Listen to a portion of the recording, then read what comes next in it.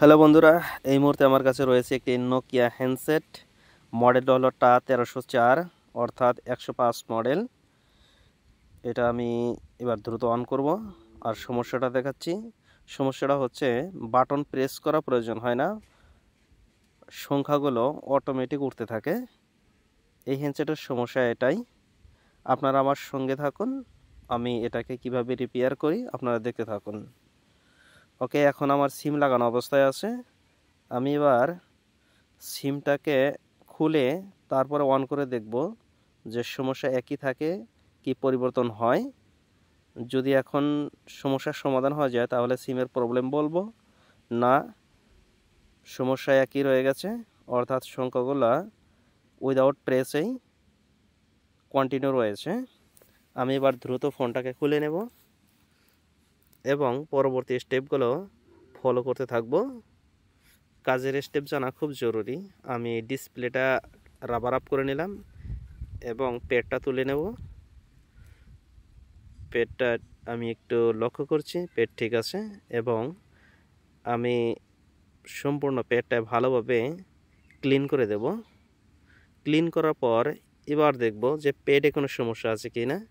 যদি সমস্যার সমাধান হয়ে যায় তাহলে এখানেই সমাধান হবে, আর যদি না হয় স্টেপ অন্য ফলো করতে হবে। আমি ডিসপ্লেটা ভালোভাবে ফিক্স করার পর এবার দেখি মোবাইল রান করা হয়েছে না, সমস্যার সমাধান হয়নি। যে প্রবলেম ছিল সেটা কন্টিনিউ রয়েছে। এবার আমি টিপি পয়েন্টগুলো যে রয়েছে পেডের, আমি সবগুলোর রিডিং চেক করব, দেখব এখানে কোনো শর্টিং বা ব্রেক কিছু আছে কি না সেটা আমি দেখব। অ্যান্ড্রয়েডের সময় এখনও কিপ্যাডের কাজ করতে হয়, কারণটা হলো মার্কেটে এখনও অ্যাভেলেবল কিপ্যাড ফোন রয়ে গেছে। সেগুলো যখন কাস্টমার নিয়ে আসে তখন ডিনাই করার আর কোনো সুযোগ থাকে না, কাজ করতেই হয়। টেকনিশিয়ান যেহেতু সব ধরনের কাজ করার প্রয়োজন পড়ে। আমি টিপিগুলো দেখছি, এ পর্যন্ত যতগুলো চেক আপ দিয়েছি সবগুলোতে রিডিং ঠিকই আছে, কোনো সমস্যা পাইনি।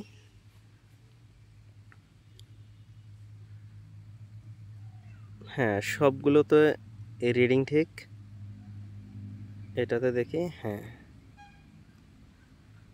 টেকনিশিয়ান অর্থাৎ আপনার যখন একটি দোকান থাকবে তখন কাজ ডিনাই করার আর কোনো সুযোগ থাকবে না, কাজ করার প্রয়োজন হবে, করতে হবে।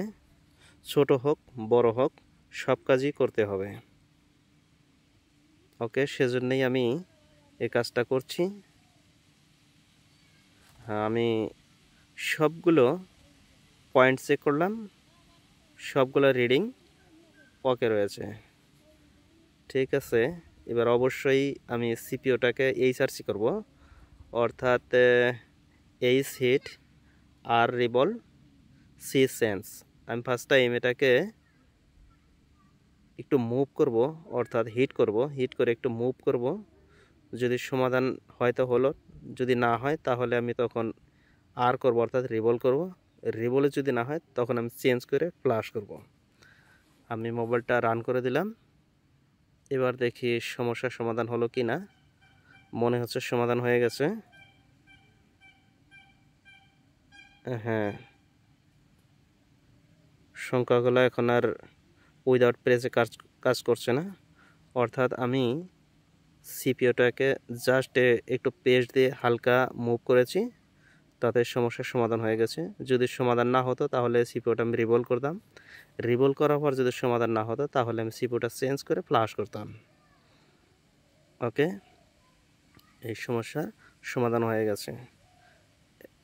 আগেরটা ছিল উইদাউট সিম, এখন আমি সিম দিয়ে চেক করব, দেখি প্রবলেম আসে কি না।